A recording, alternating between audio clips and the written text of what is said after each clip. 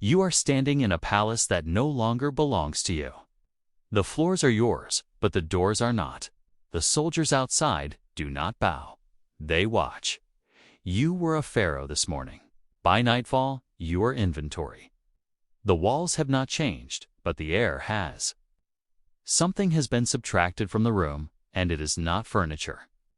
It is future. This is August 30 BC. Alexandria has fallen without fire. And Cleopatra, the woman who commanded fleets and spoke 9 languages, who negotiated with Caesar and stabilized a dynasty for 21 years, is about to experience something far more complete than execution. She is about to be processed. Before we go deeper, I have to say, it still amazes me that a story this old, from a palace that no longer exists, can reach people in Tokyo, São Paulo, Manchester, Lagos. Drop a comment and let me know where you're watching from. It genuinely moves me every time. When Octavian's forces entered Alexandria on the 1st of August, they did not storm the gates. They transferred administration, no siege, no breach. The transition was bureaucratic, and that should have been the first warning. Cleopatra remained inside her palace, but the palace had been reclassified. Roman soldiers arrived in formation, not as invaders, but as personnel. They did not destroy. They occupied. Entrances were reassigned. Interior corridors were mapped. Certain rooms were sealed. Others were cleared. Guards were posted at intervals described in Plutarch's accounts, not to protect her, but to monitor her. This was not imprisonment. It was specimen management. Every ancient source agrees on this. Sharp objects were removed. Mirrors were taken. Cosmetics were inspected.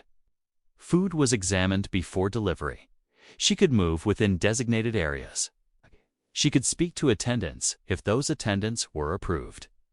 She could send messages. Those messages were reviewed. Every action required permission. Every permission was delayed. The palace still looked like her palace. Her furniture remained. Her belongings were visible, but the structure itself had been recategorized. It was no longer a seat of power. It was a holding facility. And outside, Alexandria continued. Markets functioned. Temples opened. Grain shipments moved through the harbor. Roman administrators cataloged tax records, mapped property lines, interviewed officials. The city adapted. Inside, time stopped. Cleopatra was not interrogated, not tortured, not even accused. She was maintained. And this maintenance had a purpose so calculated that it would take weeks for her to understand it. She sent requests to meet with Octavian. Those requests were acknowledged, not answered, not homaged. Letters were delivered. Responses were delayed. Proposals were submitted. Decisions were postponed. Roman power did not operate through refusal. It operated through the management of time. Her daily routine became structured by absence. Meals arrived at irregular intervals. Attendants were present but rotated without pattern. Requests were logged but fulfillment was suspended. The palace she had known for decades was reorganized into zones of permission. Certain corridors were accessible, others were not. Some rooms remained furnished, others were emptied overnight. This was spatial redefinition. For 21 years, Cleopatra had governed Egypt.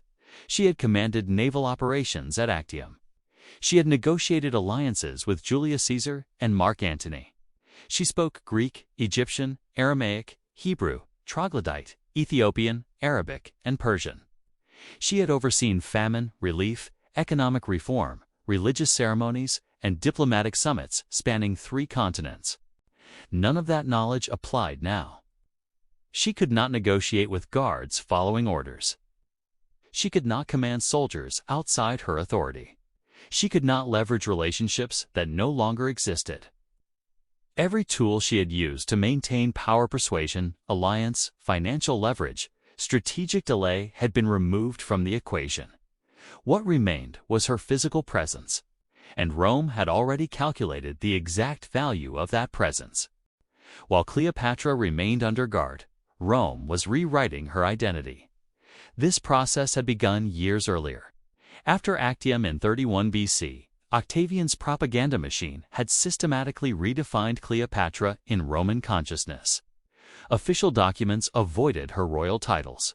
Public speeches described her not as a monarch, but as a foreign influence. Coins stopped bearing her image. Written accounts emphasized seduction over statecraft.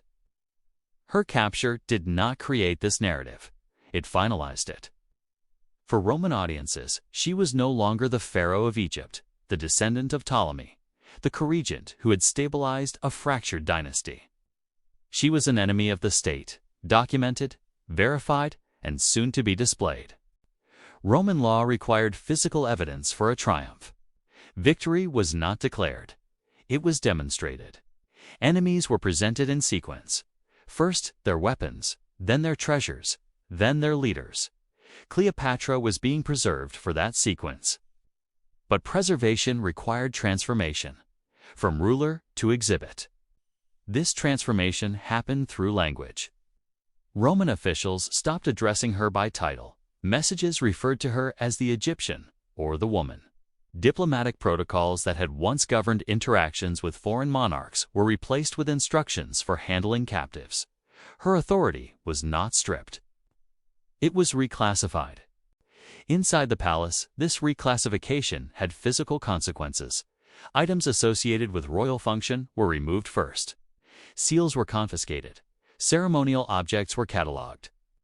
Official correspondence was collected. Anything indicating administrative power was separated from her quarters. What remained were personal effects, but even these were sorted. Jewelry was inventoried. Cosmetics were examined. Clothing was inspected. The distinction between personal property and state assets was being determined by Roman assessors. Cleopatra was present during this process. She could observe the categorization of her own belongings, but she could not contest it. On August 3, 2 days after the occupation began, Cleopatra was granted an audience with Octavian. This was not a negotiation. It was an inspection. The meeting took place inside her own palace, but the room had been cleared by Roman soldiers. Guards stood at every entrance. The furniture had been rearranged. The space she had controlled for 2 decades was now configured for Roman purposes. Octavian entered with scribes, not advisor scribes. The meeting was being documented. Ancient sources provide fragments of what was discussed. Cleopatra reportedly attempted to justify her alliance with Mark Antony. She presented financial records. She offered access to royal treasuries. She proposed terms for her children's safety. Octavian listened. He did not refuse her requests. He did not accept them. He acknowledged them. Then he left. The meeting lasted less than an hour. No agreements were formalized. No promises were made. No timeline was established. But the meeting served a function. It confirmed that Cleopatra still believed negotiation was possible. And that belief was useful to Rombi because it meant she would continue behaving as though outcomes were still undecided. As long as she believed resolution was pending, she would remain compliant. She would not attempt escape. She would not organize resistance. She would wait. And waiting was exactly what Rome needed her to do. After the meeting, Plutarch records that Cleopatra believed she had made progress. She thought Octavian had shown clemency. She interpreted his restraint as flexibility. But Octavian's restraint was not clemency. It was scheduling.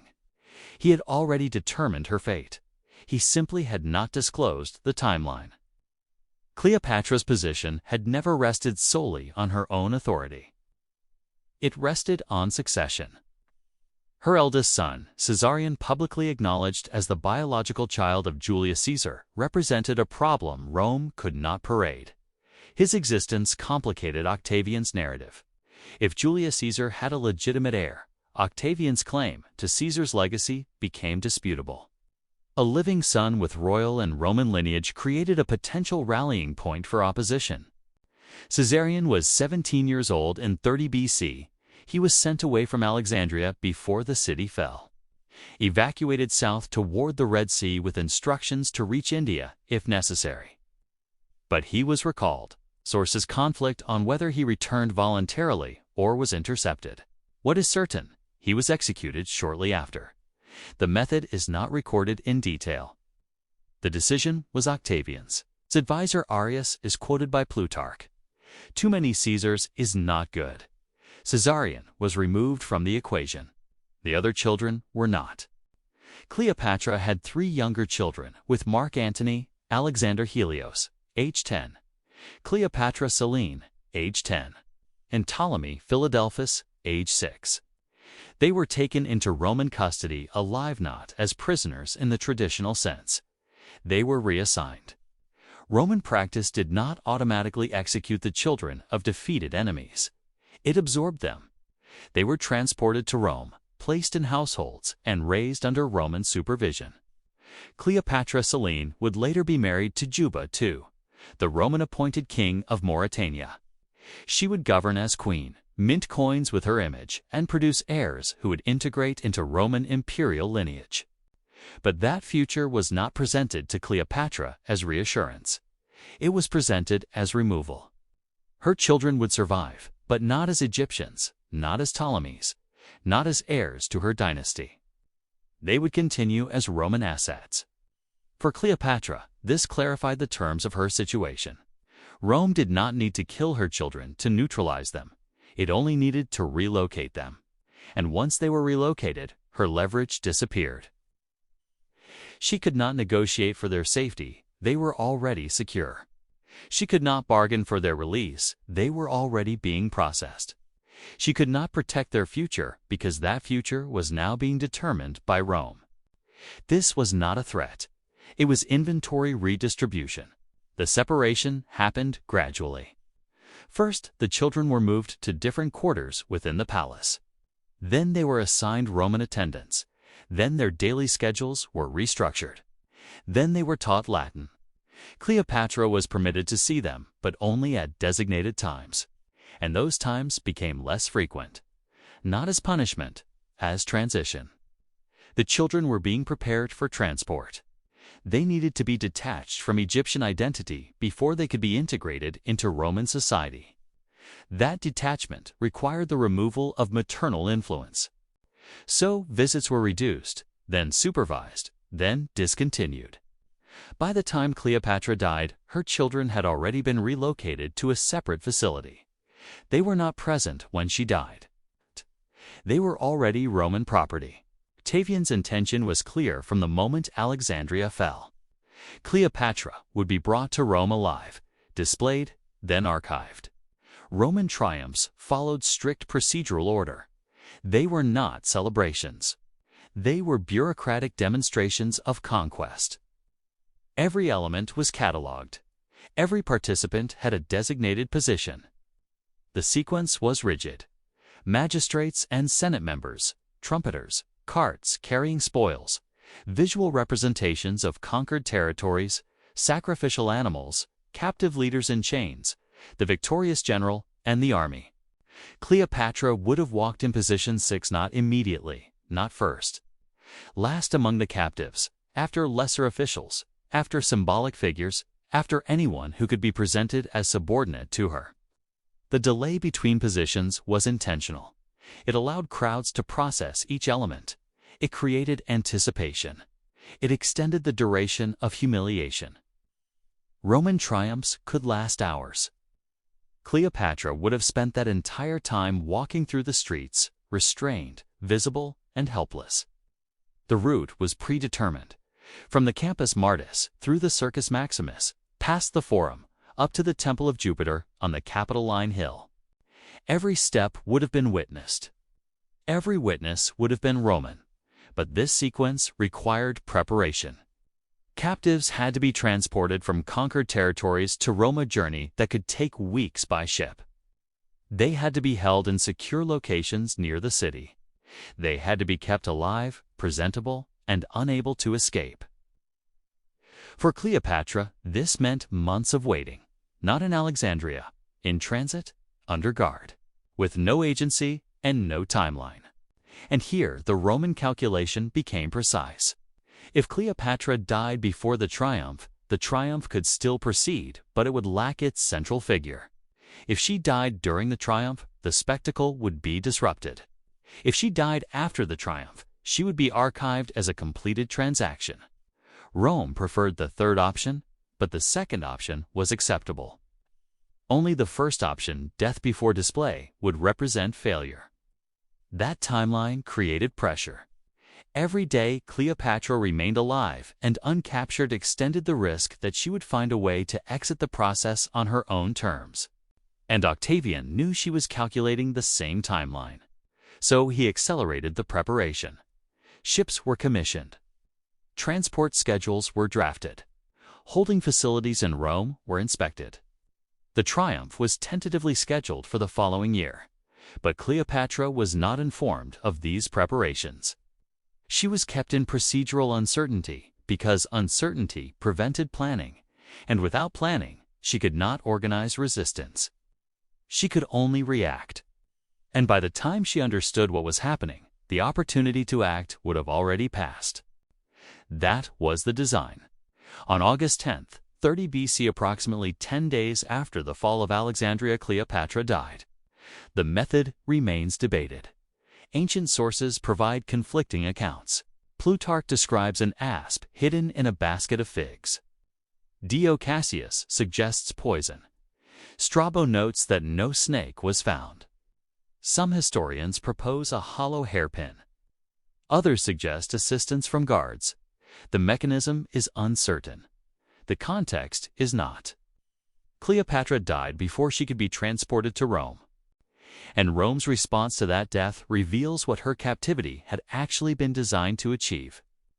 When informed of her death, Octavian did not change the triumph schedule.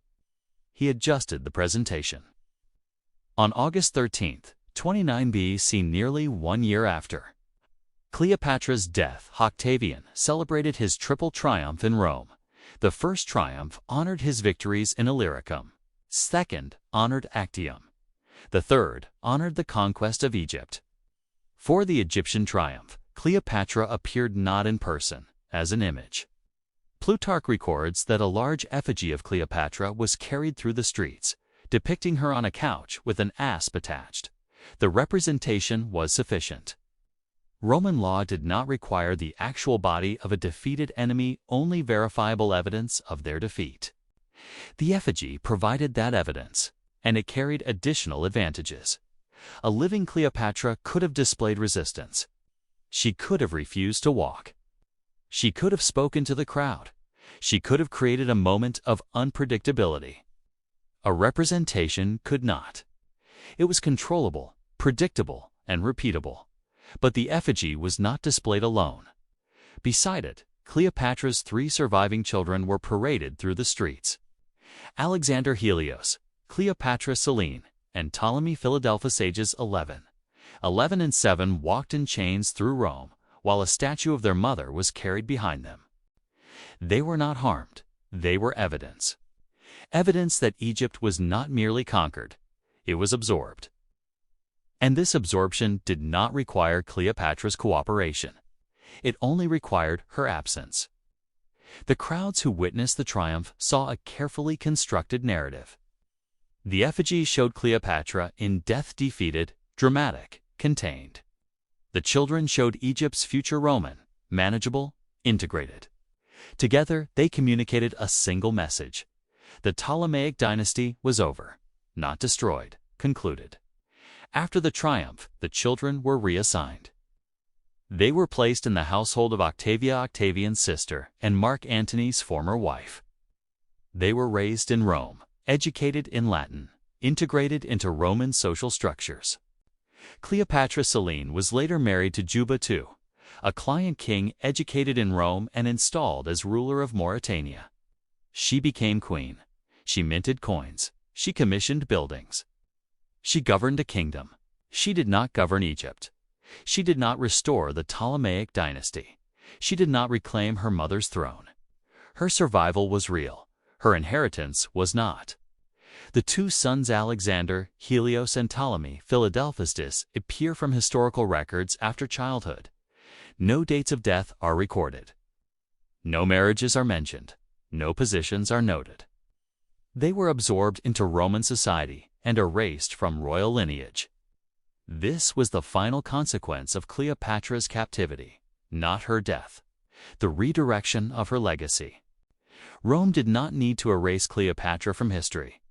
It needed to control which version of her survived, and it did. For 2,000 years, Cleopatra has been remembered not as the multilingual ruler who stabilized a collapsing dynasty, managed famine relief, and commanded fleets, but as a seductress, a foreign threat, a tragic lover, dying with an asp. That image was constructed in Rome, preserved in Roman sources, and repeated long after Cleopatra was gone to contest it. Even her death was shaped to serve Roman needs. The aspy symbol of Egyptian royalty became the instrument of her destruction. Whether that story was true mattered less than its usefulness. It framed her end as theatrical and self-inflicted, turning a calculated decision into romantic defeat. Cleopatra's final weeks were not dramatic. They were procedural. Surveillance without interrogation, detention without charge, delay without resolution. Rome did not torture her or force confessions. It simply removed her ability to affect outcomes. She could live or die, and the triumph would proceed unchanged. That realization, not poison or serpent, was decisive. Cleopatra ruled Egypt for 21 years and outlasted rivals, wars, and crises. But in her final days, she could only wait. Her children survived. Her dynasty did not. Her image endured, stripped of authority and preserved only in the version Rome chose to archive. Rome did not destroy Cleopatra. It replaced her with a narrative it could control. History does not always kill its enemies. Sometimes it files them away. And that filing system is still in use.